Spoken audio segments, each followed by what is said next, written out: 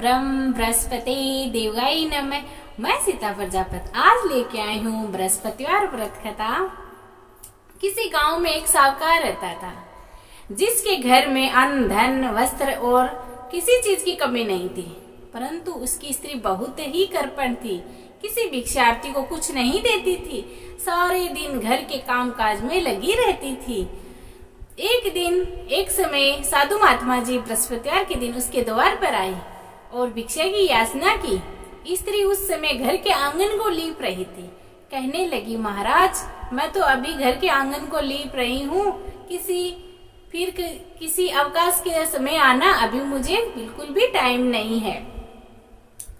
फिर उसी प्रकार से दूसरे बृहस्पतिवार को भिक्षार्थी आया तो उसने ऐसे ही कहा कि अभी तो मैं अपने लड़के को नहला रही हूँ, मुझे कुछ टाइम नहीं है महाराज, मैं क्या करूँ, मुझे तो अवकाश ही नहीं है, इसीलिए आपको भिक्षा नहीं दे सकती।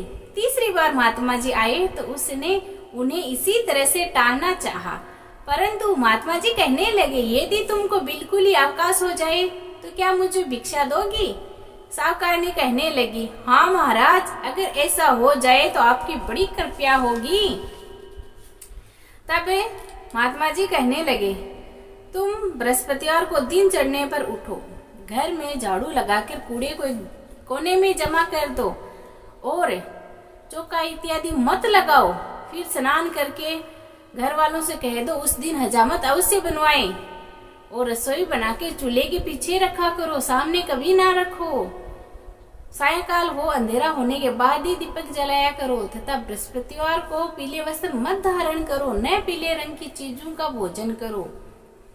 तुम घर का कोई काम मत करो और तुमको किसी प्रकार का कोई काम नहीं करना पड़ेगा, तुम्हें अवकाश ही अवकाश मिलेगा। साहूकारनी ने कहा, ठीक है महाराज। साहूकारनी ऐसा ही करती रही। हर बृहस्पतिवार के दिन वह दिन चढ़ने उठती, झाड़ू लगाकर कूड़े को घर में जमा कर देती थी। पुरुषों ने हजामत बनवाई, भोजन बनाकर चूल्हे के पीछे रखा। वह सब बृहस्पतिवार को ऐसा ही करती रही। अब कुछ काल उसके घर में खाने को दाना न रहा। फिर एक दिन महात्मा जी फिर आई, भिक्षा मांगी, परंतु सेठानी ने कहा, महाराज मेरे घर में खाने को अन्न नहीं है तो मैं आपको क्या दे सकती हूँ। तब महात्मा जी ने कहा, जब तुम्हारे घर में सब कुछ था तब भी तुम कुछ नहीं देती थी, अब पूरा अवकाश है तब भी तुम कुछ नहीं दे रही हो, तुम क्या चाहती हो? तब सेठानी ने हाथ जोड़कर प्रार्थना की, महाराज अब कोई ऐसा उपाय बताइए जैसे पहले जैसे सब कुछ हो जाए, मेरे धन धान्य हो जाए। अब मैं प्रतिज्ञा करती हूँ कि अब उसमें जैसा आप कहोगे वैसा ही करूंगी। तब बृहस्पति जी महाराज के बारे में महात्मा जी ने कहा कि तुम बृहस्पतिवार को प्रातः काल उठकर स्नान आदि से निवृत्त हो, घर को गौ के गोबर से लिपा करो और बृहस्पति जी का व्रत किया करो। घर में पुरुषों को कह दो कि उस दिन हजामत न बनवाए और भूखों को अन्न जल देती रहा करो। ठीक सायंकाल दीपक जलाओ। यदि ऐसा करोगी तो तुम्हारे सब भगवान बृहस्पति जी महाराज की कृपा से सारी मनोकामना पूर्ण होगी। सेठानी ने ऐसा ही किया और उसके घर में धन धान्य वैसा ही हो गया जैसे पहले था। इस प्रकार भगवान बृहस्पति जी महाराज से वह अनेक प्रकार के सुख भोग कर दीर्घ काल तक जीवित रही और अंत में वैकुंठ धाम को गई। अब मैं दूसरी कथा कहती हूँ। एक दिन इंद्र बड़े अहंकार के साथ अपने सिंहासन पर बैठे थे और बहुत से देवता ऋषि गंधर्व किन्नर आदि सभा में उपस्थित थे। जिस समय बृहस्पति जी वहां पर आए तो सब के सब उनके सम्मान के लिए खड़े हुए, परंतु इंद्र गर्व के मारे वहां खड़ा न हुआ, यद्यपि वह सदैव उनका आदर किया करता था। बृहस्पति जी महाराज अपना अनादर समझते हुए वहां से उठकर चले गए। तब इंद्र को बड़ा शौक हुआ कि देखो मैंने गुरुजी का अनादर कर दिया, मुझसे बड़ी भारी भूल हो गई। क्रोध से यह सब नष्ट हो जाएगा मेरा, इंद्र ने कहा। इसीलिए उनके पास जाकर मुझे क्षमा मांगनी चाहिए, जिससे उनका क्रोध शांत हो जाए, मेरा कल्याण हो जाए। ऐसा विचार कर इंद्र उनके स्थान पर गया। जब बृहस्पति जी ने अपने योग बल से यह जान लिया कि इंद्र क्षमा मांगने यहाँ आ रहा है, तब क्रोधवश उससे भेंट करना उचित न समझकर बृहस्पति जी महाराज वहां से अंतर ध्यान हो गए। जब इंद्र ने बृहस्पति जी महाराज को घर पर न देखा तो निराश होकर लौट आए। जब दैत्य के राजा वृषावरुण को यह समाचार विदित हुआ तो उसने अपने गुरु शुक्राचार्य की आज्ञा से इंद्रपुरी को चारों तरफ से घेर लिया और गुरु की कृपा न होने के कारण देवता हारने व मार खाने लगे। जब उन्होंने ब्रह्मा जी को विनयपूर्व सब वृत्तांत सुनाया तो कहा कि महाराज, दैत्य से किसी प्रकार बचाइए। तब ब्रह्मा जी कहने लगे, तुमने बड़ा अपराध किया है, ये जो कुछ गुरुदेव को क्रोधित कर दिया। अब तुम्हारा कल्याण इसी में हो सकता है कि त्वष्टा ब्राह्मण का पुत्र है, विश्व रूपा बड़ा तपस्वी और ज्ञानी है, उसे अपना पुरोहित बनाने में ही तुम्हारा कल्याण है।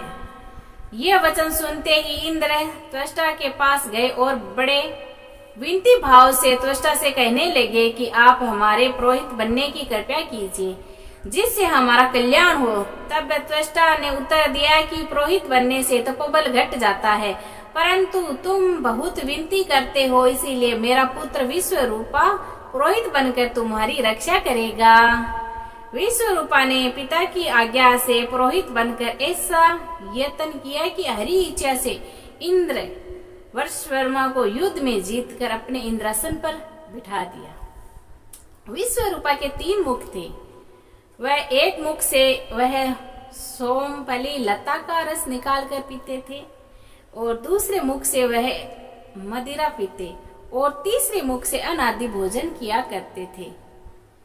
कुछ दिन के उपरांत इंद्र ने कहा, मैं आपकी कृपा से यह करना चाहता हूँ। जब विश्व रूपा ने आज्ञा अनुसार यह आरंभ किया तब एक दैत्य ने विश्व रूपा से कहा कि तुम्हारी माता दैत्य की कन्या थी, इसीलिए तुम एक आहुति दैत्यों के नाम पर ही दे दिया करो। दैत्य ने धीरे से कह दिया और इसी प्रकार दैत्य की आहुति वह धीरे से देने लगा। विश्वरूपा देवताओं का उससे तेज न बढ़ा। इंद्र ने यह वरदान जानते ही क्रोधित होकर विश्व रूपा के 3 सर काट डाले। मदपान करने से भौरा, सोमफली पीने से कबूतर और अन्न खाने मुख से वह तितर बन गया। विश्व रूपा के मरते ही इंद्र का स्वरूप ब्रह्म हत्या के प्रभाव से बदल गया। देवताओं के 1 वर्ष पश्चाताप करने पर भी ब्रह्म हत्या का वह पाप न छूटा, तो वह देवताओं के प्रार्थना करने पर ब्रह्मा जी बृहस्पति जी के सहित वहां आए। उस ब्रह्म हत्या के 4 भाग किए गए। उनमें से एक भाग पृथ्वी को दिया। इसी कारण कहीं कहीं धरती ऊंची नीची और बीज बोने लायक भी नहीं होती है। साथ ही ब्रह्मा जी ने यह वरदान दिया कि जहां पृथ्वी में गड्ढा होगा स्वयं पाकर भर जाएगा। दूसरा वृक्षों को दिया, जिससे उसमें से गोंद बनकर बहता है। तीसरा कारण गूगल के अतिरिक्त सब गोंद अशुद्ध समझे जाते हैं। वृक्षों को यह वरदान दिया कि ऊपर से सूख जाने पर जड़ फिर फूट जाती है। तीसरा भाग स्त्रियों को दिया। इसी कारण स्त्रियां हर महीने रजस्वला होकर पहले दिन चांडालनी, दूसरे दिन ब्रह्मघातनी, तीसरे दिन धोबनी और चौथे दिन वह शुद्ध होती है और उन्हें संतान प्राप्ति का वरदान दिया। चौथा भाग जल को दिया, जिससे जल में फेन, सिवार आदि जल के ऊपर आ जाते हैं। जल को यह वरदान मिला कि जिस चीज में डाला जाएगा वह बोझ के रूप में बढ़ जाएगी। इसी प्रकार इंद्र को ब्रह्म हत्या के पाप से मुक्त किया।